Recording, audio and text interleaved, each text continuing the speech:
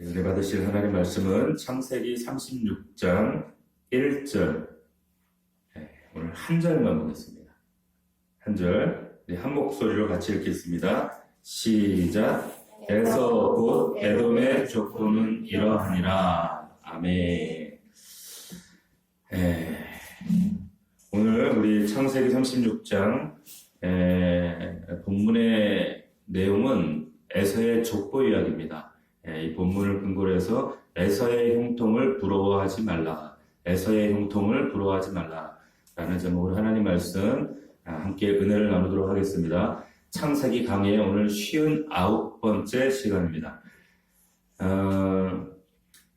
지난 시간 우리 말씀을 잠시 돌이켜보면 야곱이 드디어 이제 베델의 그 언약의 자리를 회복했죠.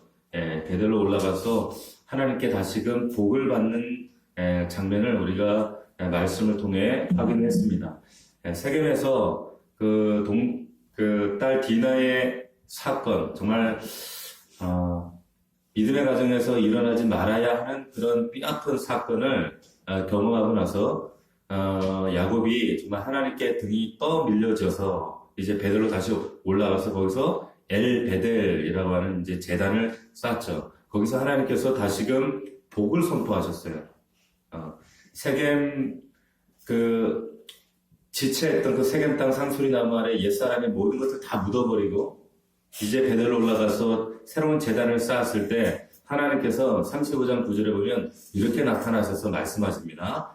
야곱이 밧다람에서 돌아오매 하나님이 다시 야곱에게 나타나 복 주시고 이렇게 말씀하셨어요. 자, 그런데 우리 지난주 말씀에도 나누었지만 이상한 점이 있었어요. 여기 다시 복을 주셨어요. 그런데 어디서 돌아왔다?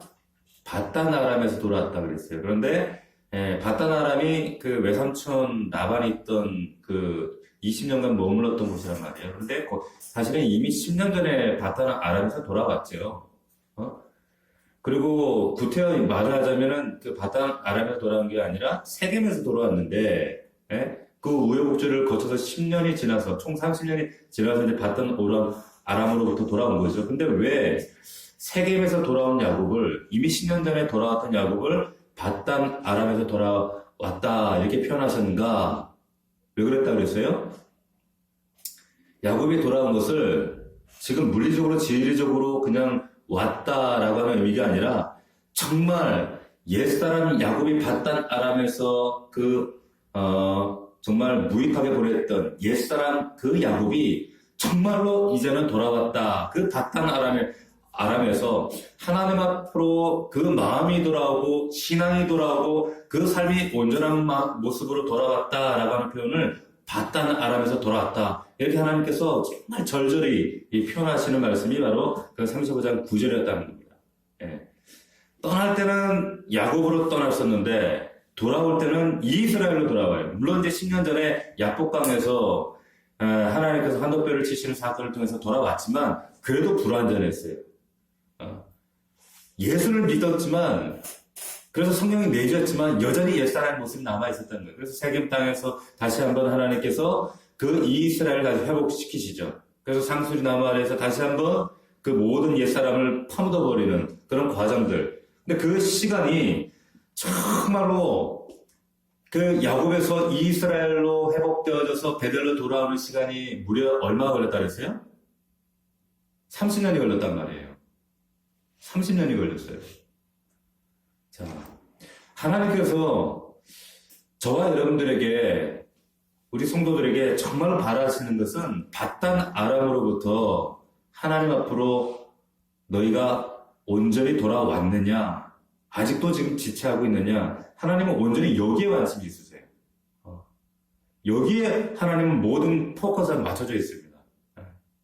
우리가 지금 영적인 주소를 그래서 늘 우리의 삶 속에 점검해야 될 필요가 있는 것이 대부분 우리의 삶 속에 나타나고 있는 여러 가지 하나님의 연단과 훈련과 모든 과정들 대부분의 이유는 하나님은 그거를 상기시키기 위해서 깨닫게 하시기 위해서 끊임없이 우리에게 이런 너의 영적인 주소가 어디인가를 끊임없이 말씀하신다는 거예요.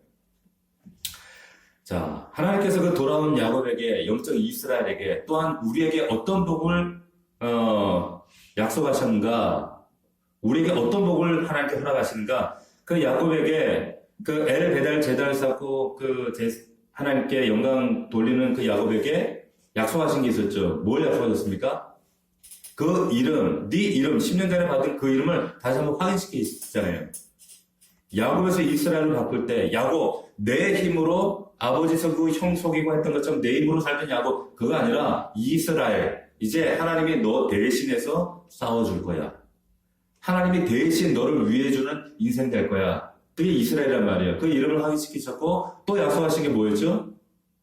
땅과 자손을 약속하셨단 말이에요. 땅과 자손. 자, 하나님이 대신 싸워주는 인생이 된다. 다시 말하면 하나님이 다스리는 인생이다. 이건 뭐예요? 하나님 통치란 말이에요. 하나님 통치와 그리고 하나님이 약속하신 땅과 그리고 자손. 뭐예요 이게 한마디로? 그 복의 실체는 뭡니까? 나라예요. 나라. 하나님 나라. 하나님 나라에 세 가지 요소가 있다고 했죠. 하나님의 통치와 하나님의 그 땅, 약속하신 땅, 가나안 땅과 그리고 자손들이란 말이에요. 이 세 가지 주겠다 약속하시잖아요. 뭘 주겠다는 거예요, 결국? 그 복의 실체는 뭡니까? 하나님 나라 주겠다는 거예요. 영적 이스라엘 그 야곱에게 주시고자 하는 우리 성도들에게 하나님 근본적으로 주시고자 하는 것은 하나님 나라 주시겠다는 거예요.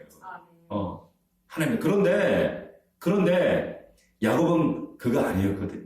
그 하나님 나라, 그 하늘에 속한 복인 줄 모르고 자기가 싸우면 얻을 수 있는 복이라고 그렇게 치열하게 살아왔던 거거든요. 마치 오늘날의 우리 성도들처럼, 세상 사람들처럼. 그거 아니라는 거예요.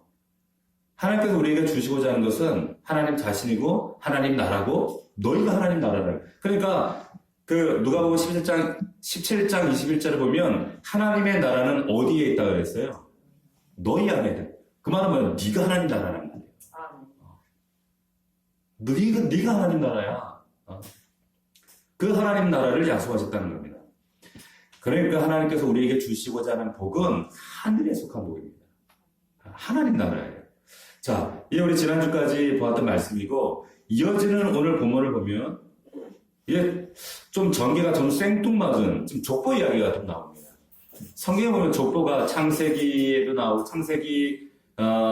아담의 족보가 나오고, 또 노아의 족보가 나오고, 또 아브라함의 족보가 나오고, 역대상에 보면 또 족보가 나오고, 여러 번 족보가 나오는데, 여기 뜬금없이 에서, 이 영적 이스라엘, 그 축복된 분위기로 이제 전환이 되는데, 왜 갑자기 에서의 족보가 이렇게 등장하고 있단 말이에요? 왜 그런가? 왜 그럴까요? 더군다나 여기 지금 제가 36장 한 절밖에 읽지 않았습니다. 왜냐하면, 이게 지금 43절까지 있는데, 다 에서 족보 이야기예요. 자, 한번 보십시오. 36장 1절에 보면 에서 곧 에돔의 족보는 이러하니라 그랬죠. 15절에 보면 에서 자손 중 족장은 이러하니라. 에서의 족장 이야기를 합니다.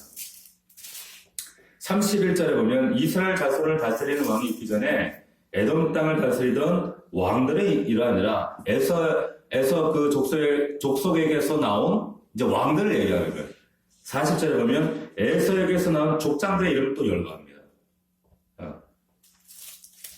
이거 읽다 보면 졸려요. 누가 누구지도 몰라요. 자, 지금 36장, 그 성경에 귀중한 한 장 전체를 할애해서 지금 에서의 족보들을 나열하는데, 그 족보들을 가만히 우리가 다 읽지 않았지만, 보면 에서를 비롯한 그의 후손들이, 여러분, 전부 부자예요. 전부 부자. 세상적으로 볼 때 대단한 사람들입니다. 많은 족장들이 나오고 왕들이 나오는데 그 에서의 후손들의 면모들을 보면 그냥 세상에서 볼 때 완전 기라성 같은 사람들이 등장하는 거예요. 뿐만 아니라 보세요. 야곱의 후손들은 이때 뭐라고 썼는가? 야곱의 후손들은 이후에 후손들이 400년 동안 뭐 했어요? 종살이 했어요. 종살이 했습니다. 근데 에서의 후손들은 에돔 땅에서 뭐가 나와요? 8대에 거쳐서 왕이 나옵니다. 야곱은 종살이 하는데 에서는 8대에 거쳐서 왕들이 나오는 거예요. 바단 아람에서 야곱이 종살이 할 때도 에서는 이 땅에서 엄청난 부를 축적하는 이야기가 여기 나와요. 뭔가 좀 좀 이상하지 않으세요? 이 야곱과 에서를 그 이삭이 축복할 때 그 축복의 장면, 그 앞이 보이지 않는 에서가 그 야곱을 축복할 때, 이삭을 축복할 때, 물론 이제 속아서 나중에 알고 나서 축복을 하지만 그 축복의 내용을 보면 이거하고 전혀 달라요. 분명히 물론 장자권을 빼앗기면서 속이고 아버지 속이고 형 속에서 받은 정말 이 도둑질한 그 축복을 그 차지한 야곱이었지만 어쨌든 거기 보면 야곱의 축복을 받도록 되어 있거든요. 그런데 왜 야곱보다 그리고 야곱의 그 후손보다 에서와 에서의 후손들이 더 형통한 삶을 사는 것처럼 이렇게 나오냐는 거예요. 자, 우리 그 야곱이 어떤 축복을 받았었는가 한번 우리 27장 한번 확인해 봅시다. 27장. 기억이 또 가물가물하실 거예요. 그죠? 자, 27장 28절. 창세기 27장 28절.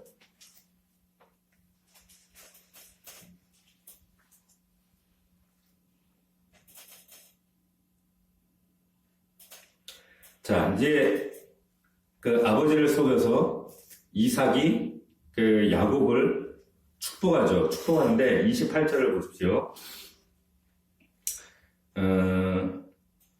그가 가까이 가서 27절 그에게 입맞추니 아버지가 그의 옷에 향채를 맡고 그에게 축복하여 이르되 내 아들의 향채는 여호와께서 복 주신 밭의 향채로다. 28절 같이 읽습니다. 시작. 하나님은 하늘의 이슬과 땅의 기름짐이며 풍성한 곡식과 포도주를 내게 주시기를 원하노라. 29절 만민이 너를 섬기고 열국이 내게 굴복하리라. 내가 형제들의 주가 되고 네 어머니의 아들들이 내게 굴복하며 너를 저주하는 자는 저주를 받고 너를 축복하는 자는 복을 받기를 원하노라. 자, 이게 지금 야곱에게 허락한 하나님의 어떤 그 장자의 축복의 내용이었어요. 자, 반면에 38절, 48절을 보시면 이제 에서가 축복을 받아요. 에서가 축복을 받는데 그 내용을 보면 이제 그 자기가 속았다는 걸 알죠. 알고 나서 38절에 보면 에서가 아버지에게 이르되 아버지여, 아버지가 빌 복이 이 하나뿐이니까 내 아버지여 내게 축복하소서, 내게도 그리 하소서 하고 소리 높여 우니. 39절 시작. 그 아버지 이삭이 그에게 대답하여 이르되 내 주소는 땅의 기름짐에서 멀고 내리는 하늘 이슬에서 멀 것이며 너는 칼을 믿고 생활하겠고 내 아우를 섬길 것이며 내가 내 힘을 벗을 때에는 그 멍에를 내 목에서 떨쳐버리려 하였더라. 자, 보세요. 이 내용대로라면 야곱이 에서보다 훨씬 잘 살아야 되죠. 그렇지 않습니까? 그런데 왜 축복의 내용이 그들의 삶 속에 왜 그대로 즉시로 적용이 안 되냐는 거예요. 심지어 야곱과 에서의 축복이 지금 완전 뒤바뀐 것처럼 지금 우리 창세기 36장에서 그렇게 보여진단 말이죠. 이 족보에. 에서와 그의 후손들은 세상에서 막 족장이 등장하고 왕으로 등장하고 막 부여하고, 근데 야곱과 야곱의 후손들은 막 종살이하고 여전히 쫓겨다니고 가난하고 노예로 살고. 왜 그럴까요? 여러분, 인간적으로 볼 때, 가시적으로 볼 때 우리가 지금 바라보면 이런 야곱이 부럽겠어요? 에서가 부럽겠어요? 와, 저 집안에 대통령 나왔대. 할렐루야, 이러지 않겠어요? 저 집안에 족장이 나왔대. 말하자면 뭐 경찰서장, 뭐 기라성 같은 사람이 나왔대. 할렐루야, 이러지 않겠어요? 자, 그런데 왜 성경에 갑자기 이 이야기를 기록하고 있을까? 라고 하는 거예요. 당연히 지금 성경이 뭘 말하고 싶은 겁니다. 이 본문이. 뭘 말하고 싶은 걸까요? 자, 여기에 대해서 시편에 보면 아삽이 이런 얘기를 했어요. 아삽이, 우리 시편 73편으로 한번 가보겠습니다. 시편 73편 말씀입니다.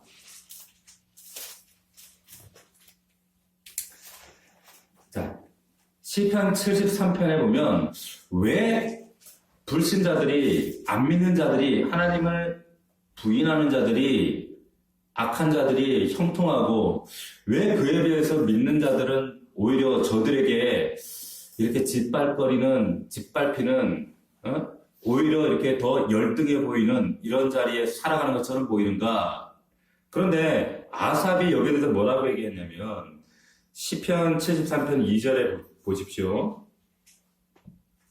나는 거의 넘어질 뻔하였고 나의 걸음이 미끄러질 뻔하였으니, 왜냐하면 지금 이런 현실을 보고 한탄하는 거예요. 납득이 안 된다는 거예요. 왜 악인이 형통하냐는 거죠.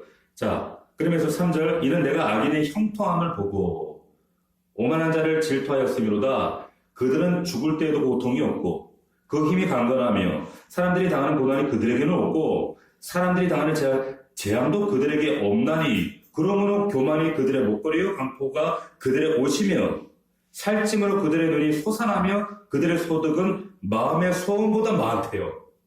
마음의 소음보다 많아요. 자, 이게 지금 악인들의 형통이라는 거예요. 에사의 형통이라는 거예요.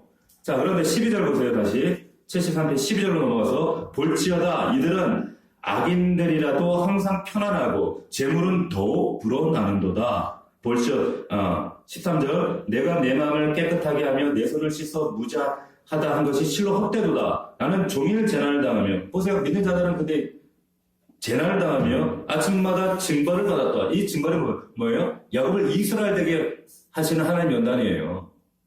자, 15절, 내가 만일 스스로 여기를 내가 그들처럼 말하려 하였더라면 나는 주의 아들들의 세대에 대하여 악행을 행하였으리라. 자, 그리고 17절 보십시오. 17절. 여기에 이제 깨달은 말을 이렇게 고백합니다. 17절 같이 읽겠습니다. 시작. 하나님의 성소에 들어갈 때에야 그들의 종말을 내가 깨달았나이다. 주께서 참으로 그들을 미끄러운 곳에 두시며 파멸을, 자, 여기 보세요. 그들을 어딘 곳에 두셨다 그랬어요? 미끄러운 곳에 뒀다. 그들이 지금 서 있는 자리가 우리가 볼 때는 야, 삐까뻔쩍 좋은 자리 같아 보이는데 아니라는 거예요. 미끄러운 곳이라는 거예요. 미끄러운 곳 하나님 두신 거라는 거예요. 파멸의 자리라는 거예요. 그러면서 19절 같이 읽겠습니다. 시작. 그들이 어찌하여 그리 갑자기 황폐해졌는가 놀랄 정도로 그들은 전멸하였다. 황폐해집니다. 그리고 갑자기 전멸해버린다는 거예요. 이게 세상 악인들이에요.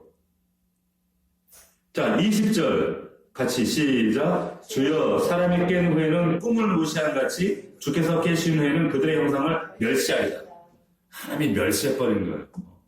마치 보세요. 지금 악인들이 살이 쪄서 눈이 튀어나올 만큼 형통한 삶을 살아가고 있는 반면에 하나님 백성들은 아침마다 징책당하는 삶을 사는 것 같고 힘들어 보이고 열등해 보이고, 그런데 여기 보니까 형통한 듯 보이는 악인들의 집이 미끄러운 곳에 세워져 있다는 거예요. 미끄러운 곳에. 예? 그들의 집이 아무리 화려하게 보이고 멋져 보인다 할지라도 잠시 후면 그냥 한순간에 미끄러져 버리는 멸망의 자리다. 아삽이 그들이 지금 악인들이 꿈꾸는 그런 삶이 마치 더운 봄날 그 한낮에 잠자는 것처럼 잠깐 깨다 사라지는 낮잠 같다. 꿈처럼 순식간에 지나간다. 잠깐이다. 이렇게 얘기하고 있는 겁니다. 실제로 그래요. 그렇지 않습니까? 실제로 그렇단 말이에요. 다윗이 그래서 시편에서 그 인생의 모든 정말 가질 것들을 다 가지고 누려봤던 다윗이 37편에서 뭐라고 얘기하는가? 행악자를 인하여 불평하지 말며 불의를 행하는 자를 투기하지 말지어다. 저희는 풀같이 속히 뱀을 볼 것이며 푸른 채소같이 제자할 것이다. 악인들의 결말을 보았다는 거예요. 하박국 선지자도 비슷한 경험을 했어요. 그래서 하박국서에 보면, 우리 하박국서를 한번 찾아볼까요? 구약성경 하박국. 자, 우리 1304면에 있습니다. 1304면 1장 13절.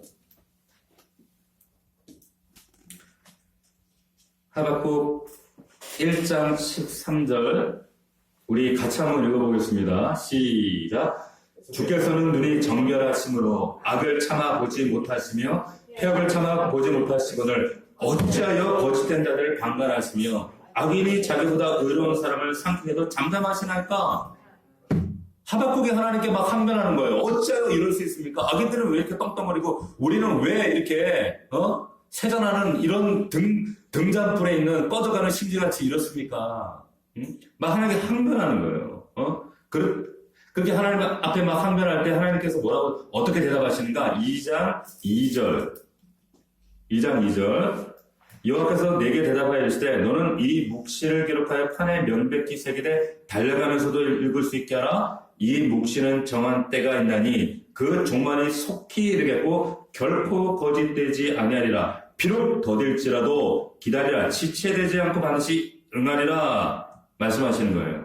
자, 그러면서 뒤에 뭐라고 하냐면 보라 그의 마음은 교만하며 그 속에서 정직하지 못하니 의인은 그의 믿음으로 말미암아 살리라. 뜬금없이 믿음 얘기를 하는 거예요. 보십시오. 비록 이게 무슨 얘기냐면 지금 하박국 선지자가 성전 엎드려서 막 탄식하는 거예요. 왜 이 나라가 지금 망해야 합니까? 왜 악인들에게 믿는 사람이 우리 하나님 선민인데 왜 우리가 이렇게 짓밟히며 나라가 기울어져 가야 됩니까? 막 항변하면서 어찌하여 막 하나님 항변한단 말이에요. 하나님의 대답이에요. 야, 그거 이제 더딘 것 같이 지체하지 않고 응한다. 끝이다. 그러나 의인은 믿음으로 산다. 악인들이 득세하는 것 같고 힘 있는 자가 더 강자인 것 같고 잘 사는 것 같고 그런 것처럼 보이지만 악인들의 종말은 바람처럼 속히 오게 될 것이다. 뜬금없이 그러면서 믿음이라는 단어를 말씀하시면서 의인은 이 믿음으로 산다. 말씀이 이루어질 것이고 하나님 나라가 흥할 것이며 결국에 믿음이 승리한다는 것. 이것을 믿고 붙드는 성도들이 전국에는 굳건히 서리라 말씀하시는 거예요. 할렐루야. 보세요. 악인들이 득세하고 떵떵거리고 믿는 자들은 보잘것없이 당하는 것처럼 보여질 때 이때 발휘해야 될 것이 뭐냐? 믿음이다. 하박국 선지자를 통해서 말씀하시는 거예요. 왜? 이때 발휘하는 믿음이야말로 진짜 믿음이라는 거예요. 믿음은 아무 때나 증명되는 게 아니라 이럴 때 정말로 정말 이게 알고 믿음이구나 라는 것이 드러납니다. 평안할 때 믿음인지 안 드러나요. 그런데 코로나라고 하는 어려움이라고 하는 이 모이기 어려운 이 제한적 이런 상황과 환경 속에 이런 상황 가운데서 진짜 믿음이 드러나잖아요. 진짜 알고 가라지가 딱 갈라진단 말이에요. 목사님들이 지금 한탄하세요. 지금 코로나가 회복이 돼도 성도들 3분의 1이 지금 증발해버린 이 상황이 회복이 안 될 거라고 지금 다들 이렇게 얘기를 하세요. 보십시오. 믿음은 정말 결정적인 순간에 드러납니다. 보세요. 가시적이고 물리적으로 볼 때 형편없이 지는 것 같고 당하는 것 같고 밟히는 것 같아 보이지만 그 상황 속에서 믿음을 발휘하면서 우리가 마태복음에서 얘기했던 것처럼 우리 복덩이들이기 때문에 마카리오스 복받은 자들이기 때문에 그럼에도 불구하고 소망을 붙들고 이 확고한 약속의 말씀을 붙들고 나아가는 자 의인은 그 믿음으로 말미암아 살 것이다 말씀하시는 거예요. 그런 저와 여러분들이 될 수 있기를 주의 이름으로 축원합니다. 자, 믿음으로 눈에 보이는 그러니까 가식 상황에 흔들리지 말고 하늘의 복받은 자로 살아갈 수 있다는 것을 생각하게 보여줘라. 이렇게 말씀하시는 겁니다. 그런데 세상을 볼 때는 전혀 이렇게 안 보인단 말이에요. 에서가 훨씬 형통하잖아요. 거기에 우리가 불화할 필요가 없다라고 하는 거예요. 여러분들이 혹시 보셨는지 모르겠는데 가끔 이제 영화 채널에 보면 아주 좋은 영화들이 있어요. 근데 그 영화들 가운데 어떤 영화가 있었냐면 눈먼 자들의 도시라고 하는 영화가 있었습니다. 이게 원래 일본 사람이 제가 이름은 잘 기억이 나지 않는데 일본 소설가가 쓴 소설에 나오는 이야기인데 이게 이제 영화로 나와서 이제 많은 사람 근데 내용이 담고 있는 메시지가 굉장히 심오하고 그리고 굉장히 큰 통찰력이 있어요. 오늘날에 우리 믿는 자들의 세상을 바라보는 믿는 자들의 어떤 통찰을 그대로 담고 있어요. 그게 어떤 내용이냐면 지금 오늘 이 코로나 때문에 어지러운 것처럼 그 도시에 바이러스로 인해서 도시에 속한 시민들이 다 눈이 멀어버리는 거예요. 눈이 멀어버리는데 그 중에 유일하게 한 여자만 시력을 잃지 않습니다. 눈을 잃어버리지 않아요. 그러니까 소설에 보면 이 여자의 눈을 통해서 보여지는 눈먼 자들의 도시, 거기서 그 속에 살아가는 이 적나라한 모습들, 그런 모습들이 등장하는데, 이 여자가 이제 자기 남편을 지키고 보호하기 위해서 이제 자기도 근데 눈먼 것처럼 행세를 하는, 그래야 이제 이렇게 어떤 보호를 받을 수 있고, 나라에서 공급되어지는 이런 생필품을 받을 수 있고, 그런 거예요. 그래서 이제 거기에, 나라가 관리하는 이제 수용소로 들어가게 되는데, 이제 수용소의 참상이 이제 정말 말로 다 할 수 없을 정도로 막 끔찍하죠. 모든 사람이 보이지 않기 때문에 더럽고 불결하고 지저분한 이런 것들이 문제가 안 되는 거예요. 너무 그 안에가 지저분한데 안 보이니까 아무 문제가 되지 않죠. 사람들이 옷을 벗고 있어도 아무 문제가 안 돼요. 막 제대로 걸치지 못하고 더럽고 추접하고 그래도 부끄러움도 없고 더러운 것도 없고 도덕과 윤리가 점점 상실되어져 갑니다. 그렇게 이게 바이러스가 점점 퍼져갖고 이제 수용소뿐만 아니라 다른 도시들까지 다 이제 보이지 않는 거예요. 근데 그렇게 아무것도 보이지 않는 세상에서 근데 가장 큰 힘을 발휘할 수 있는 사람이 누구냐면 원래 소경이었던 사람이 가장 힘을 발휘해요. 바이러스 때문에 눈이 먼 게 아니라 원래 소경이었던 그 사람이 강력한 이제 집권자로 등장을 하는데 이 사람이 맹령 지팡이 하나 들고 그리고 왜 이 사람은 오래도록 단련이 되어 있기 때문에 이 깜깜하고 보이지 않는 세상이 이 더럽고 지저분한 그 수용소 안이 너무 자유한 거예요. 눈 뜬 것처럼. 그러니까 이 사람이 마치 그 안에서는 절대 왕으로 군림을 하는 거예요. 그리고 이제 눈을 시려고 이런 사람은 거기에 엎드려가지고 절대 복종하면서 그래야지 뭐라도 얻어먹고 살아갈 수 있으니까. 그러니까 이 눈먼 자들의 그 수용소, 그 도시에서 막 억지와 폭력과 모든 불의들이 막 적나라하게 참사에 드러나는데 거기에서 떨어진 콩고물이라도 먹고 살려고 사람들이 막 다투고 투쟁하고 근데 그 여자는 이제 장님처럼 행사하면서 이렇게 살아가는 거죠. 자, 이 뭘 말하고 있냐면 근데 그 여인은 보고 있단 말이에요, 그것을. 다른 사람들이 이 여자가 안 보이는 것처럼 보이지만 이 여자는 그걸 참상을 보는 거예요. 그러면서 이 눈먼 사람들을 가만히 보니까 자기들이 누리고 있는 그 모든 보기에는 너무 초라하고 말도 안 되는 그거 쓰레기 같은 음식을 위해서 그리고 그 보이지 않는 세상 속에서 어떻게든지 자기가 그 한 잔에 해보겠다고 하는 그런 모습들 보면서 그걸 하나 쟁취하면서 살아가는 그 모습 보니까 참 너무 한심하고 불쌍해 보이더라는 거예요. 도저히 그 안에 있는 사람들이 다 눈이 멀었기 때문에 자기들은 몰라요. 얼마나 자기들이 불결한지 더러운지 얼마나 더러운 환경 속에 지금 뒹굴고 있는지 이 똥구덩이에서 말도 안 되는 음식으로 연명하고 있는지 얼마나 자기들이 더러운 냄새를 풍기며 살아가고 있는지 얼마나 추한 모습으로 변해가고 있는지 그런데 점점 이 사람들이 둔감해지는 거죠. 안 보이니까. 그런데 유일하게 눈뜬 그 여자는 그 참상을 보면서 막 턱질하는 거예요. 턱질하는 거죠. 누구만? 눈뜬 사람만 보는 거예요. 눈뜬 사람만. 이 마지막에 어떻게 끝나냐면 제일 먼저 그 바이러스 때문에 눈이 이제 시각을 잃었던 그 사람이 희미하게 눈을 뜨는 것으로 끝이 납니다. 자, 뭘 말하고 싶은 걸까요? 이제 뭔가 이제 희망이 보이는 거예요. 신락 같은 희망을 던지고 있는 거예요. 모두가 눈 감은 채로 장님처럼 살아가는 이 악하고 폐악한 이 세상에 눈을 뜨고 그 죄악의 참상을 직시하며 분별할 수 있는 자들이 이제 나오게 될 것이다.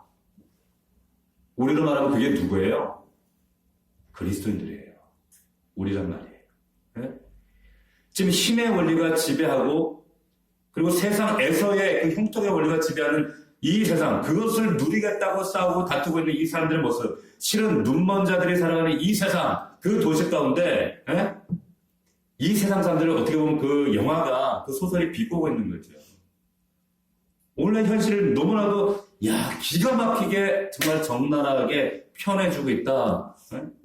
그런 생각이 제가 딱 들어오는 거예요. 그 썩은 음식 찌꺼기. 좀 볼 때는 차마 입으로 들어갈 수 없는 음식 찌꺼기인데 그건 먹겠다고. 거기에 빌붙어서.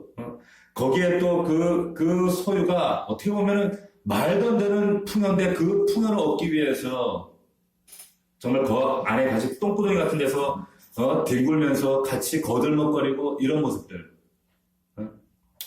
이게 오늘날의 우리가 살아가는 세상이 아닌가.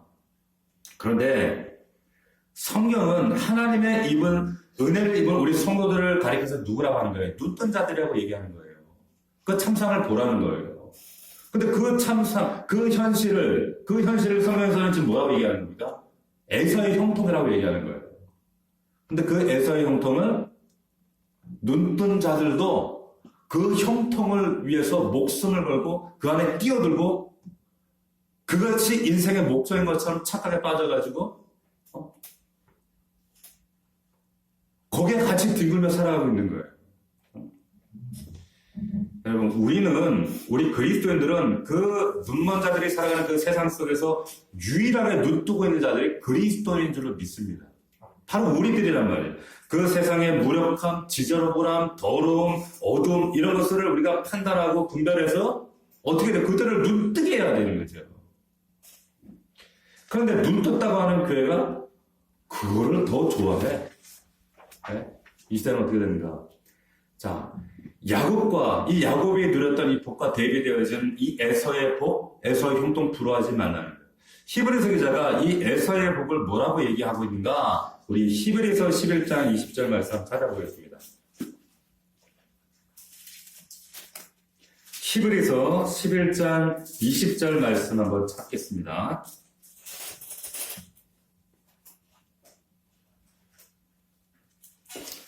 같이 읽겠습니다. 신약성경 366면 11장 20절 시작. 믿음으로 이삭은 장차 있을 일에 대하여 야곱과 에서에게 축복하였으며. 자, 좀 되게 난해한 구절이에요. 왜냐하면 이 히브리서 기자가 이삭이 믿음으로 야곱과 에서에게 축복했다. 정말 그런가요, 여러분? 이삭이 믿음으로 축복했어요? 동의가 되셔요? 네? 이삭이 원래 자기가 좋아하는 에서한테 축복하려고 그랬잖아요. 그러다가 야곱과 리브가 솜수에 넘어가서 엉겹결에 지금 축복한 거 아니에요. 야곱에게. 근데 여기에는 성경은 이삭이 믿음으로 지금 축복했다. 이거 어떻게 된 거예요? 정말 이 동의가 됩니까, 이게? 맞는 말이에요? 무슨 뜻일까요, 이게?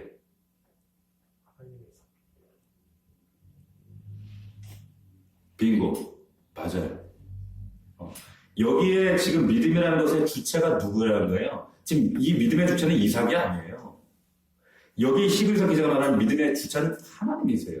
하나님이신 거예요. 하나님께서 당신의 믿음, 당신의 계획과 성대로 이삭의 계획을 무산시켜버리고 이삭을 이끌고 가셨다 그 말씀하시는 거예요. 무슨 이삭의 믿음으로 축복을 해서 야곱에게? 잘 그렇지 않죠. 자, 그리고 또 하나 우리가 또 의문이 되는 게 야곱과 에서가 둘 다 축복을 받았다는 거. 아까 우리가 읽어봤잖아요, 조금 전에. 야곱을 축복하고 에서가 어디 축복을 받았다는 얘기가 있어요.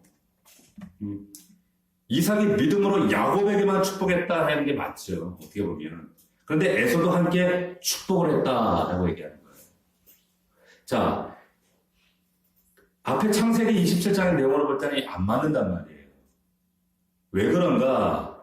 우리가 복의 개념을 잘 이해할 필요가 있는 겁니다. 여기서 올바로 복에 대한 정의를 잘 이해할 필요가 있는 거예요. 하나님의 복이라고 하는 것은 우리가 마태복음에서 지금 복의 의미를 지금 8복을 통해 나누고 있지만 우리가 거기서 느끼는 게 뭡니까? 우리가 갈망하는, 우리가 미래에 반드시 쟁취해야 될 복이 아니라 이미 우리는 복받은 자들이에요. 그리고 그 복의 내용의 실상들을 보게 되면 세상 사람들이 그렇게 갈망하던 그 복과는 정대척점에 있는 반대에 있는 개념이란 말이에요. 전혀 다른 복이에요. 다시 말하면 하나님의 복이라고 하는 것은, 하나님이 우리에게 주시고자 하는 것은 하나님의 생명이 하나님의 백성들에게 충만히 부어져서, 그래서 그 하나님이 의도하신 그 복이 하나님 백성들에게 온전하게 누려지는 상태, 모든 복이 완전하게 누려지는, 공유하게 되는 그 상태, 그걸 복이라고 얘기합니다. 그런데 이 복은 어떻게 완전하게 우리가 누릴 수 있냐면, 지금 우리가 완전하게 누릴 수가 없어요. 완전하면 언제? 하나님 나라, 그 나라, 완전한 나라가 도래할 때, 그때만 우리가 누릴 수 있어요. 지금은 불완전한 복이죠. 그런데 그 복은 언제? 피조물인 우리가 절대 창조주인 그 하나님과 바른 믿음과 순종의 관계에 있을 때, 절대 의존적인 그런 관계 안에 그 질서 안에 있을 때만 그 복이 가능해요. 그런데 그 하나님의 은혜와 복이 어떻게 아담이 죄를 범함으로 해서 어떻게 단절돼 버렸잖아요. 끊어져 버렸단 말이에요. 그러니까 하나님의 그 생명과 그 은혜가 우리에게 온전하게 어떻게 해요? 흘러오지 못하는 거예요. 온전하게 누릴 수가 없어요. 그러니까 아담이 절대 순종, 절대 의존의 자리, 그 자리를 박차고 도망가면서 하나님이 이제 복을 붓고 싶어도 복을 부어줘도 우리가 복을 누릴 수가 없어요. 가로막고 있는 거예요, 죄가. 자, 그런데 하나님께서 그런 죄로 인해 우리가 망가져버린 인간, 이 피조세계 가만히 놔두면 이들 자체가 살아나갈 수 있는 존재 자체가 불가능하기 때문에 당신의 이 백성들에게 그래도 그나마 살아갈 수 있도록 하나님께서 한시적인 복을 주셨어요. 제한적인 복을 주셨단 말이에요. 그 제한적인 복을 뭐라고 얘기하냐면 그것을 일반 은총이라고 얘기하는 거예요. 일반 은총이 뭡니까? 일반 은총이 뭐예요? 공기, 태양, 땅, 자연, 지금 우리가 누리고 있는 것, 이걸 일반 은총이라고 한단 말이에요. 이걸 제한적인 복이라고 해요. 그러니까 지금 우리가 누리고 우리가 존재하는 모든 건 하나님 주신 복 때문에 이게 누리는 거예요. 이걸 일반 은총이라고 한단 말이에요. 그러니까 하나님의 구원색이 완성되기 전까지는 이 죄악의 결과로 멸망당하고 깨어진 이 세상 가운데 이 일반 은총이 없으면 우리가 존재할 수가 없어요. 이게 제한된 복입니다. 그래서 지금 이 세상을 유지하고 붙들고 있는 것의 실체는 사실 하나님이 우리에게 주신 뭐예요? 복이에요, 복. 이게 복이란 말이에요. 우리가 기복주의를 우리가 멀리하는 것이 기복 그 자체, 하나님께서 우리에게 주시는 풍요와 부요와 이런 평안함과 포만감 이런 것들을 우리가 거부하지는 않죠. 이게 하나님 복인데, 이것도 복인데, 근데 문제는 뭡니까? 이 제한적인 복을 우리는 이게 하나님께서 우리에게 주실 완전한 복이라고 착각하고 거기에 내 인생을 오래돼 버리는 거예요. 하나님이 의도하신 지금 이것과는 비교할 수 없는 풍요와 완전한 이 복이 존재한단 말이에요. 근데 하나님은 그것을 맛보기로 일반 은총이라고 하는 맛보기로 샘플로 하늘의 복의 샘플로 지금 보이는 것들 이 세상 우리가 막 그 열광하는 것들 샘플로 주셨는데 거기에 우리가 목숨 걸고 달려드는 게 이게 문제가 된단 말이에요. 신앙생활도 내팽개치고 이것 때문에 일이 일비하고 이게 잘 되면 하나님 안 되면 뭐 하나님도 필요 없고 잘 돼도 뭐 또 어쨌든 하나님도 내팽개치고 여러분 우리 믿는 자들은 하나님이 허락하시는 이 풍요 속에서 하나님이 허락하시는 이 땅에 포만감 누릴 수 있어요. 그러나 그것과는 비교할 수도 없는 진짜 하늘에 부요가 있구나. 이건 지금 샘플일 뿐이야 하면서 그 샘플을 바라보면서 이 진짜를 바라봐야 되는 거예요. 아멘입니까? 그런데 샘플을 보고 거기에 빠져드는 것 이거를 악하다고 말씀하시는 거예요. 하늘의 풍요와 연결되지 못하고 여전히 이 땅의 것에 연결돼서 함몰돼서 살아가는 것 이게 하나님과 우리 사이에 걸림돌이 되기 때문에 결국 하나님께서 어떻게 하세요? 세겜에서 야곱에게 그 땅에 다 파묻어 버리라 하시는 거예요. 자, 보세요. 그런 의미에서 볼 때 에서도 복을 받은 거 맞죠? 그죠? 그러나 우리가 절대 여기 히브리서 말씀을 놓쳐서 안 될 중요한 단어가 뭐냐? 여기 보면 장래일이라고 하는 거예요. 장래일. 뭐라고 했습니까? 믿음으로 이삭은 장차 있을 일에 대하여 야곱과 에서에게 축복했다는 거예요. 장래일. 네? 장차 있을 일. 자, 그러니까 지금 이삭이 야곱과 에서에게 축복을 하긴 했는데 그들의 현재 일이 아니라 장차 올 일에 대해서 축복을 했다. 자, 정리를 하면 이런 겁니다. 모든 사람은 하나님께서 주신 일반 은총, 하늘에 속한 복, 샘플을 받은 거예요. 다 누려요. 다 받습니다. 죄인들도 예외가 아니에요. 죄인들도 그건 누려요. 그런 의미에서. 그런데 모든 인간은 하나님의 축복을 받아 존재하는 그런 존재들인데 그건 완전한 복이 아니에요. 완전한 복이 아니라는 거예요. 하나님께서 우리가 주시고자 하는 완전한 복은 그리스도의 재림 때 우리가 하나님과 정말 영원한 자리에 만날 때 그때 온전히 성취가 됩니다. 그건 장래 성취가 된단 말이에요. 히브리서 기자의 말에 의하면 장래, 영적으로는 이미 십자가가 우리가 성취가 됐지만 완전한 완결은 예수 그리스도의 재림 때. 그래서 십자가 재림사에 지금 우리가 말세라고 부르는데 이 말세 기간에는 하나님의 참복을 받은 야곱들이 마태복음에 의하면 우리 복덩이들은 한시적인 복에 의해서 존재하는 에서들에 비해서 좀 열등해 보여요. 짓밟히는 것처럼 보여요. 보인다니까요? 그런데 이 야곱들은 이 가시적인 세상에서 에서들에게 당하는 모습으로 살아가지만 하나님께서 약속하시기를 창세기 뭐라고 했으면 너는 네 아우를 섬길 것이며 내가 내 힘을 벗을 때는 그 멍에를 내 목에서 떨쳐버리라.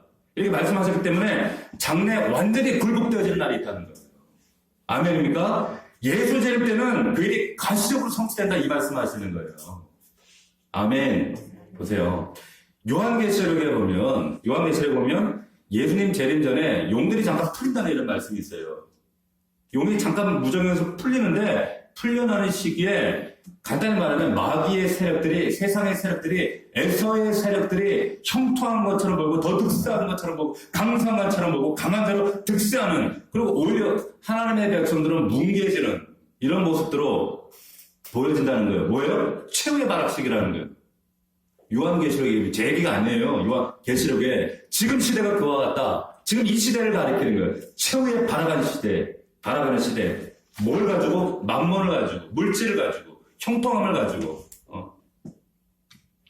그런데 에스겔에서 말씀하신 것처럼 내 힘을 벗을 때가 온다는 거예요. 내 힘을 벗을 때가. 그때는 에사의 몽에가 그 목에 떨어진 것처럼 보인다는 거예요. 우리가 볼 때. 근데 아삽과 다윗과 하박국이 뭐라 그래? 그거 부러워하지 말라는 거예요. 속지 말라는 거예요. 어떻게 눈뜬 자들이 눈먼 자들의 그 추악한 그 썩은 음식을 보고 부러워할 수 있냐? 지금 그 얘기 하시는 거예요. 말씀을 정리하겠습니다. 우리가 살아가다 보면 우리 성도들 그런 얘기 할 때가 있어요. 목사님, 신앙생활 이렇게 열심히 하는데 왜 우리의 삶 가운데 이런 어려움과 연단과 오히려 안 믿는 사람들이 저렇게 잘 사는 것처럼 보여요. 자명하죠. 성경이 말씀하고 있는 건 자명해요. 그들이 서 있는 자리는 미끄러운 자리예요. 그리고 한시의 꿈처럼 사라져버려요. 멸망해버려요.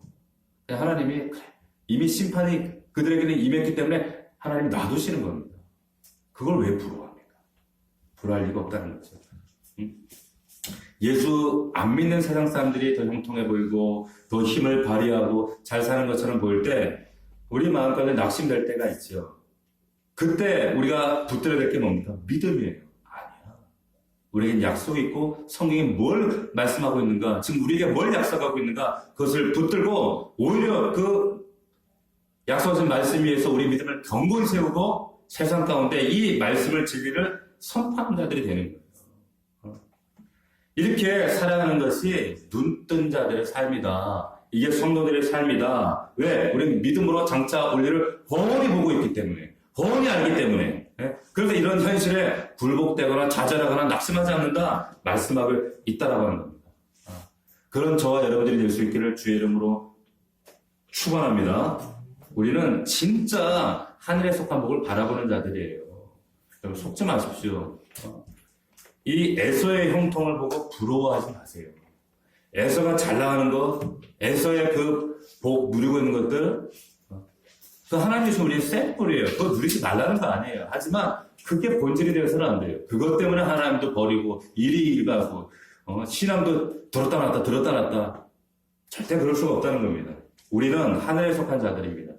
하늘에 속한 자들이기 때문에 하늘에 속한 것들, 이 땅에 주신 샘플들, 복들을 바라보지만 그러나 그것들이 궁극적인 종착점이 아니라 영원한 하나님 나라의 복, 정말 내 안에 이루어지는 하나님 나라, 그것을 소망하고 또 기도할 수 있는 저와 여러분들이 될 수 있기를 주의 이름으로 축원합니다. 기도하겠습니다. 우리 말씀 붙잡고 하나님, 에서의 형통을, 에서의 복을 부러워하는 정말 우리 성도들이 되지 아니하도록 아버지 하나님, 정말 아삽이 고백했던 것처럼 저들이 서 있는 자리가 미끄러운 자리라고 했습니다. 멸망하는 자리라고 했습니다.